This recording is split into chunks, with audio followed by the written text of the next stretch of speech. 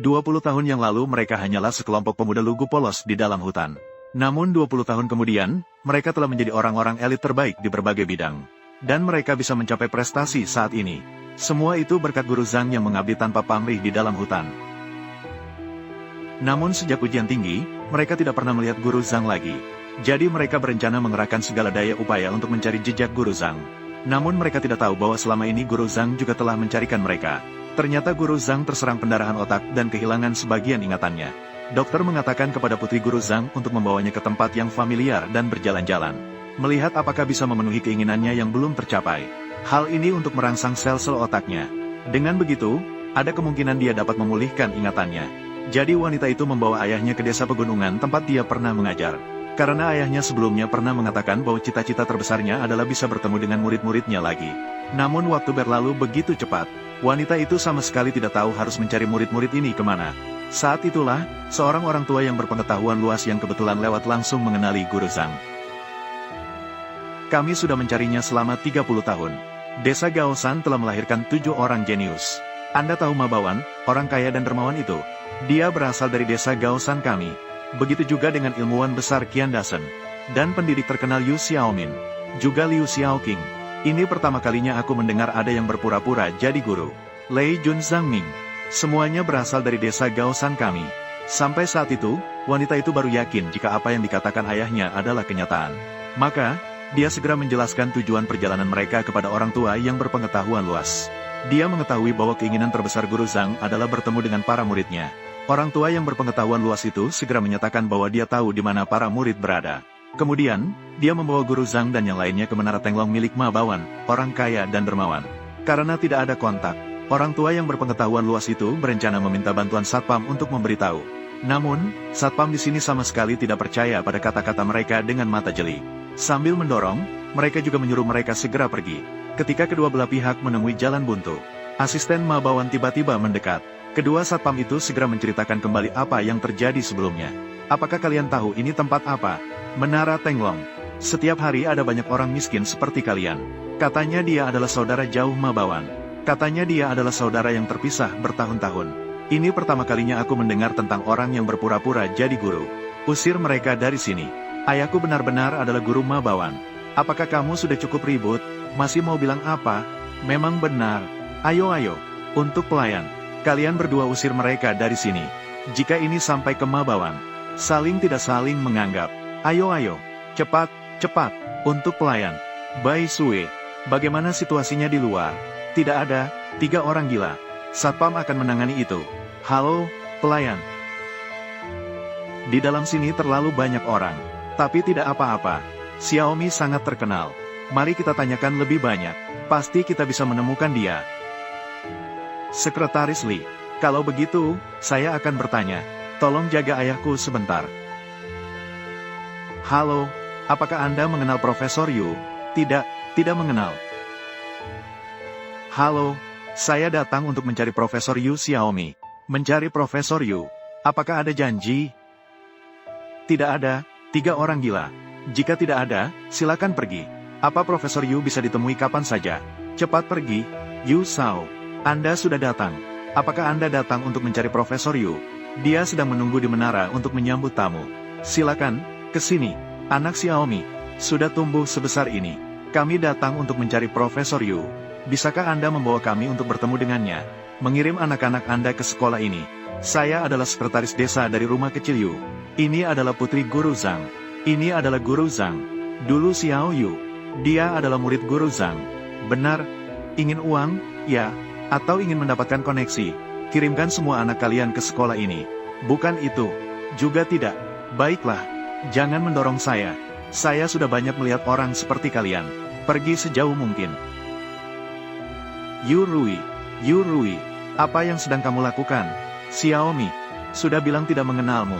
Segera pergi. Bukan, sudah bilang tidak mengenalmu. Profesor Yu. Tidak ada masalah. Hanya beberapa orang gila yang datang untuk membuat keributan. Orang gila. Ayo bawa saya untuk melihat. Ayo pergi. Sudah bilang tidak mengenal kalian. Segera pergi. Ayo pergi, Guru Zhang. Di mana orang-orangnya? Tadi masih ada. Mungkin sudah pergi. Siapa yang tahu? Anda datang mencari saya untuk apa? Bukankah saya hampir lulus? Saya ingin mengundang wali kelas kami untuk makan. Untuk mengucapkan terima kasih atas bimbingannya selama ini. Mau tanya, apakah ibu setuju? Menghormati guru? Tentu saja saya setuju. Mari kita pergi. Pangeran kecil, simpan kayu itu di gudang. Semuanya bukan. Cepat bersih-bersih. Gerak cepat. Halo, permisi, apakah Anda mengenal Zhang Ming? Kepala Insinyur Zhang. Tentu saja saya mengenalnya. Tapi, kamu itu siapa? Apa kamu pantas bertemu dengannya? Ayo. Anak muda, apakah Qian Dashen ada di sini? Saya adalah sekretaris di kampung halamannya. Sekretaris? Tidak ada. Qian Dashen sudah pergi ke luar negeri untuk perjalanan bisnis. Apa hanya untuk bertemu dengan guru? Bukankah hanya karena dia sekarang kaya, hanya ingin mencari alasan untuk menekan uang? Apakah kamu baik-baik saja? Menyamar sebagai guru suami saya selama 30 tahun. Kenapa tidak bilang kamu adalah Raja Langit? Bahkan mengaku sebagai teladan bagi guru. Tidak tahu malu. Xiao Qiu, mari kita pergi. Sekretaris Li, apakah mereka benar-benar masih ingat ayahku? Tentu saja. Hanya saja mereka terlalu sibuk. Kami hanya tidak melihat orangnya.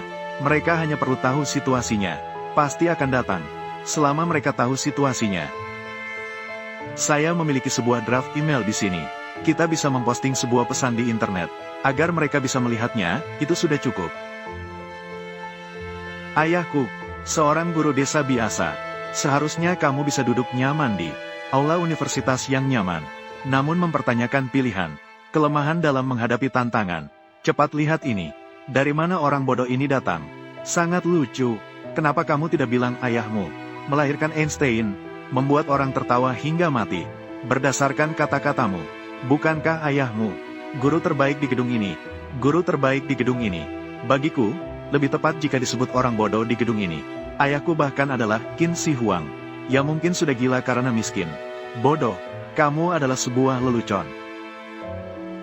Tuan Ma, asisten Qin, ada apa? Kenapa mengambil gambar sembarangan? Tuan Ma, seseorang memposting di internet, mengatakan bahwa Anda adalah muridnya. Dia juga memposting banyak sekali konten yang kacau balau, mengatakan bahwa ayahnya adalah guru terbaik di gedung.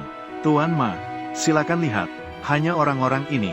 Beberapa hari yang lalu, mereka juga muncul di bawah gedung grup, bertingkah gila dan bodoh. Saya akan memanggil satpam untuk mengajarkan mereka pelajaran. Ini adalah surga. Ada berbagai macam orang di sini. Ini adalah, kamu dijadikan bahan tertawaan. Bodoh dari mana?